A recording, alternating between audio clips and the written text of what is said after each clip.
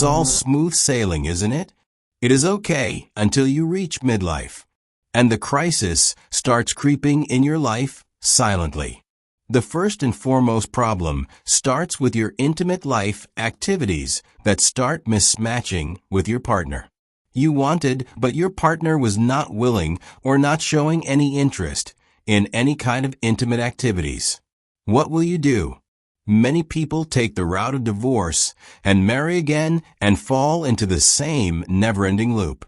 It's a problem, and it is no less than an epidemic. Intimacy disorder epidemic.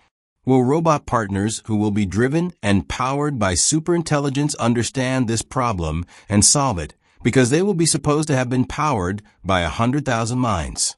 Life, that is.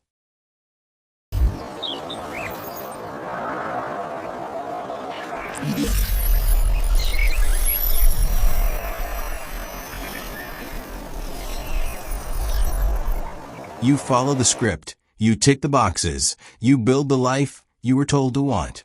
And for a good while it works. Then one day you hit the doldrums of midlife, and the wind just stops. The silence that follows is deafening, isn't it? Suddenly, the map you've been following feels like a child's crayon drawing of a treasure that was never there.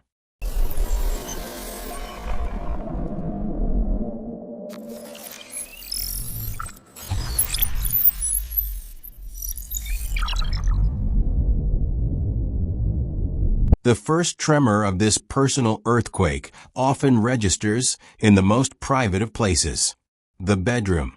It's a subtle shift at first, a missed cue, a conversation that doesn't quite land.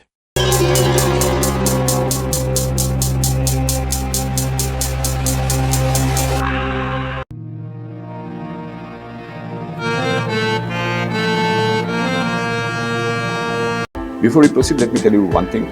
If you have not subscribed yet, please subscribe. It means a lot to me. And if you have already subscribed, tons of thanks for your support. You find yourself reaching out into a space that was once warm and is now vacant. You want to connect, to feel that spark, that primal hum of shared desire.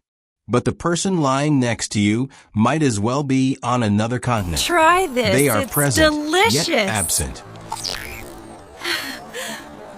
Whoa, that's got a kick.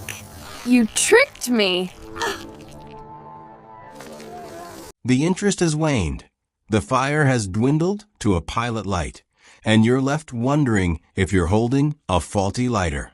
What do you do when your desire is met with a quiet, unyielding wall of indifference? When your need for intimacy becomes a solo performance? It's a question that echoes in the quiet desperation of millions of homes every night. Many, in their confusion and hurt, reach for the big red button labeled divorce. They reboot their lives, hoping a new system, a new partner, will fix the glitch. Yet, so often, they find themselves trapped in the same frustrating loop, a recurring error in the code of their relationships. Could it be that we are facing a problem far larger than individual mismatches? Are we, perhaps, in the throes of an undeclared epidemic? An intimacy disorder epidemic. A silent plague of profound disconnection, spreading through the very heart of our society. We've become experts at communicating across oceans and continents, yet we struggle to bridge the 2 feet of space in our own beds. Now hold that thought, and let's pivot to a world of silicon servos and staggering intelligence. What if the solution to this deeply human problem isn't more humanity, but less? What if the answer lies in a partner who is, quite literally, made for you? Enter the humanoid robot, not as a clunky, metallic butler, but as an intimate companion. Imagine a being powered not by a single flawed and often selfish human mind, but by the synthesized intelligence of 100,000 minds. A superintelligence, if you will. Think of the AI that is already shaping our world, the algorithms that predict what you'll buy, what you'll watch, and even who you might vote for. Now imagine that predictive power focused entirely on the landscape of human emotion and desire. Companies are already pushing the boundaries. Look at the progress with Hanson Robotics Sophia, a robot designed for social interaction, capable of holding conversations and displaying a startling range of facial expressions. Or consider the ambitious goals for Tesla's Optimus, a robot intended to take over dangerous and repetitive human tasks. While these are not designed as romantic partners, the underlying technology, the neural networks, the sensory inputs, the ability to learn and adapt, is the foundation. An AI partner wouldn't just listen to your words. It would analyze your tone, your heart rate, the subtle flush of your skin, the dilation of your pupils. It would learn your history, your joys, your traumas, and your unspoken desires from a vast pool of data. It would understand that your sudden craving for a specific song is linked to a memory from 17 years ago that you yourself have forgotten. It would never be tired, never be distracted by a bad day at the office, never bring its own baggage into the relationship. There would be no mismatch because the AI's entire existence would be to match you. It would be the ultimate bespoke relationship, tailored to your every contour, emotional and physical. But whether that will work or not, it depends on various factors. Why I'm saying so? Because life often feels like it's on track until you hit midlife. Suddenly, a quiet crisis can emerge, frequently starting in our most intimate relationships.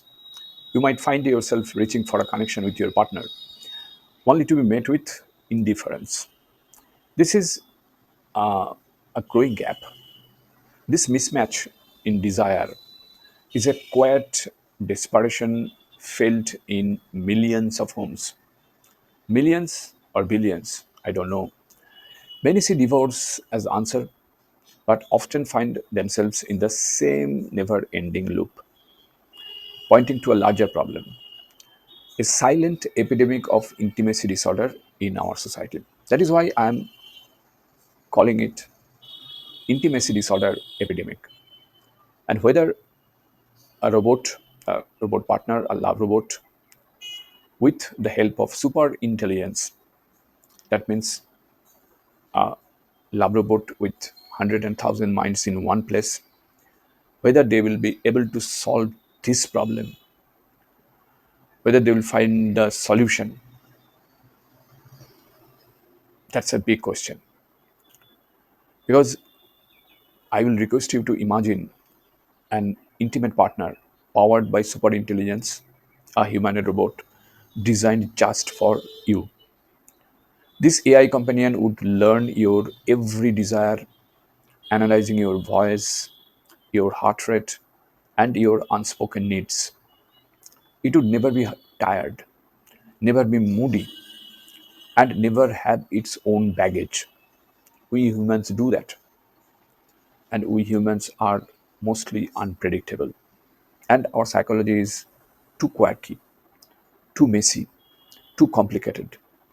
So the lab robot would offer a perfect, frictionless relationship tailored to our every wish, eliminating every conflict and compromise entirely. Of course, it sounds perfect, but here is the question we must ask also. Is a love without friction truly love? Human relationships, if we look at the history of human relationships, with all their messy struggles, are what build our character. They teach us empathy, patience, and resilience. If we outsource this emotional work to a machine, do we risk becoming emotional infants? Will it not be an infantile disorder? In To tackle intimacy disorder, we invite another disorder, infantile disorder.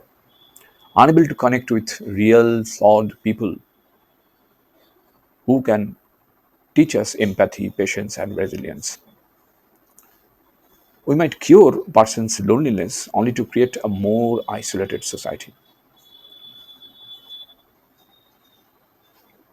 So, these are questions that are haunting us.